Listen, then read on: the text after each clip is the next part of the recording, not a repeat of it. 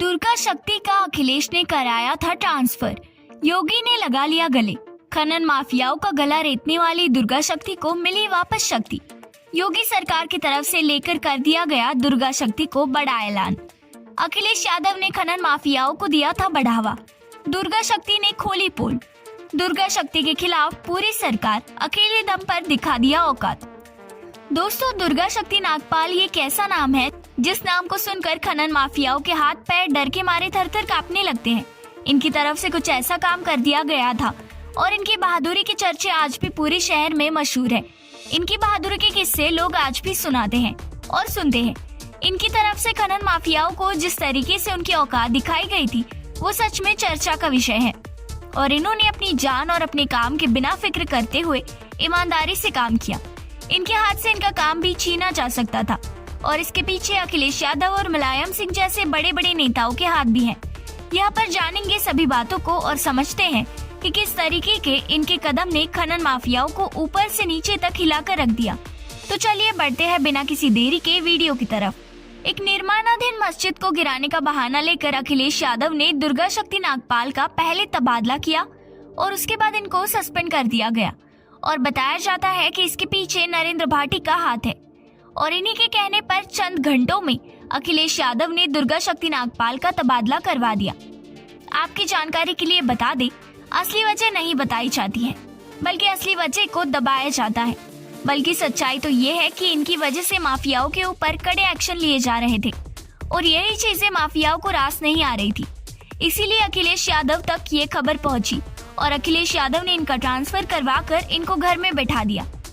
खनन माफिया पर जिस तरीके से ताबड़तोड़ एक्शन लिया जा रहा था, इसका पूरा श्रेय दुर्गा शक्ति को ही जाता है, क्योंकि यह आईएएस फिर एक बार सुर्खियों में है, क्योंकि योगी आदित्यनाथ ने बांदा जिले के पद पर इन्हें नियुक्ति दे दी है।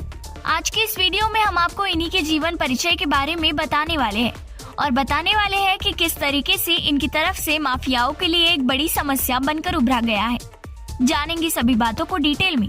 तो चलिए बढ़ते हैं वीडियो की तरफ बिना किसी देरी के। आईपीएस और आईएएस की लिस्ट बड़ी लंबी है और इसमें महिला भी काफी हद तक शामिल है और कुछ महिलाओं के बहादुरी के किस्से सामने निकल कर आते हैं तो कुछ महिलाओं की ईमानदारी के किस्से भुलाए नहीं जा सकते। इसी कड़ी में इनका भी नाम निकल कर आता है। एक महिला अफसर है जो अक्सर चर्चा का विषय बनी रहती है। इनका नाम किसी एक काम से पहचाना जाए ये मुमकिन नहीं। इस महिला आईएएस का नाम है दुर्गा शक्ति नागपाल। अपने नाम की तरह ही दुर्गा शक्ति एक ऐसी महिला शक्ति है और इन्हें देखकर कई महिलाओं को शक्ति मिलती है। लेकिन यहाँ पर सवाल आपके मन में भी आ रहा होगा कि ये महिला शक्ति पहली बार चर्चा का विषय क्यों बनी थी। तो इस बारे में जानने की कोशिश करते हैं।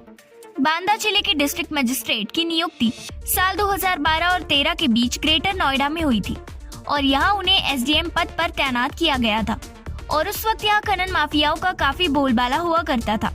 खुलेआम खनन किया जाता था, लेकिन दुर्गापाल की कार्रवाई भी उतनी ही सख्त होती थी।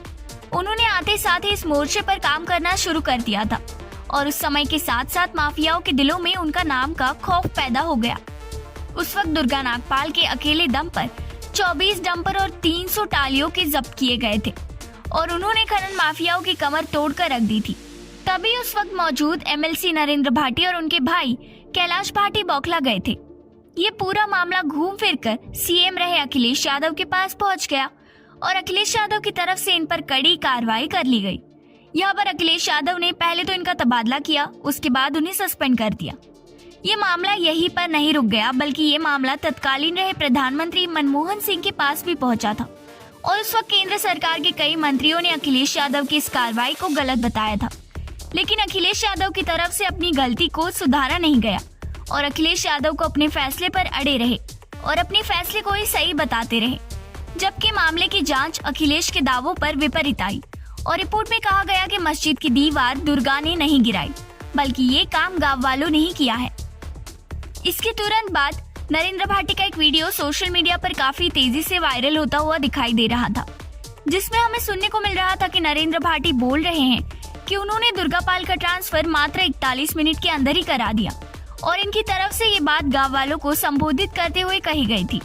उन्होंने कहा कि मैंने माननीय मुलायम जी से बात की है, 10:30 बजे माननीय अखिलेश जी से बात की और 11:11 पर डीएम का सस्पेंशन ऑर्डर कलेक्टर के यहाँ रिसीव हो गया। यह है लोकतंत्र की ताकत। मैं यही आप लोगों को बताने आया हूँ कि जिस औरत ने इतनी बेहूदगी दिखाई वो उस डंडे को 40 मिनट नहीं झेल पाई और सिर्फ 40 मिनट में ही उनका ट्रांसफर हो गया। मामला तब बाहर निकल कर आ गया जब इस मामले को कोर्ट में चुनौती दी गई और जस्टिस अशोक पाल की बेंच ने और कोर्ट की तरफ से भी इनकी जमकर तारीफ की गई और बताया जिस तरीके से इनकी तरफ से खनन को रोका जा रहा है वो सच में काबिले तारीफ है और जिस तरीके से आरोप इनके ऊपर लगाया जा रहा है उस पर जांच चालू है और आने वाले समय में पता चल जाएगा। दुर्गापाल मामले में एक न्यूज चैनल ने कैलाश भाटी का एक स्टिंग ऑपरेशन किया था और इस ऑपरेशन में कैलाश भाटी ने क्या कहा था वो बात भी चर्चा का विषय बनी हुई है। दुर्गा शक्ति नागपाल अवैध कार्यों में आगे आ रही थी। वो माफियाओं के ट्रक और गाड़ियों को निकालने नहीं दे रही थी। इसके अलावा दुर्गा शक्ति नागपाल किसी की नहीं सुनती थी और उनकी वजह से अवैध कार्यों और घोटालों को रुकावट आ रही थी, जिसकी वजह से उनको सस्पेंड करवाना पड़ा। इसके बाद कैलाश भाटी अपनी बात से पलट गए और उन्होंने वो बोल दिया जिसकी कल्पना किसी ने नहीं की थी। इनकी तरफ से फिर दूसरा बयान दिया गया जिसमें उन्होंने बताया कि मैंने तो सिर्फ वही बोला जो लोगों से सुना था। मैं पार्टी के अंदर का सदस्य नहीं हूँ। मैं नहीं जानता कि पार्टी के अंदर क्या चल रहा है। कैलाश भाटी के इस बयान ने अखिलेश यादव की सारी हकीकत लाकर पूरी दुनिया के सामने रख दी और बताया कि इस तरीके से बेवजह नागपाल को फंसाया जा रहा है। और आपकी जानकारी के लिए बता दें कि 28 जुलाई 2013 को दुर्गा शक्ति नागपाल को निलंबित किया गया था और ये 26 सितंबर 2013 को बहाल कर दिया गया था। खनन माफियाओं को ठिकाने लगाने के लिए दुर्गा शक्ति ने 15 लोगों को गिरफ्तार किया था और लगातार इस पर कार्रवाई करती हुई चली जा रही थी। इसी के चलते हुए ऊपर से इनके ऊपर लोड पड़ने लगा और जब इन्होंने अपने काम को जारी रखा तो इनका ट्रांसफर करवा दिया गया और इनकी तरफ से जिस तरीके से खनन माफियाओं की कमर तोड़ी गई वो आज भी उनको याद है। तभी ऊपर से जोर लगाया जाने लगा और इनको ट्रांसफर करवा कर अपनी परेशानी का हल निकाला गया। इस काम में अखिलेश यादव ने भी काफी योगदान दिया।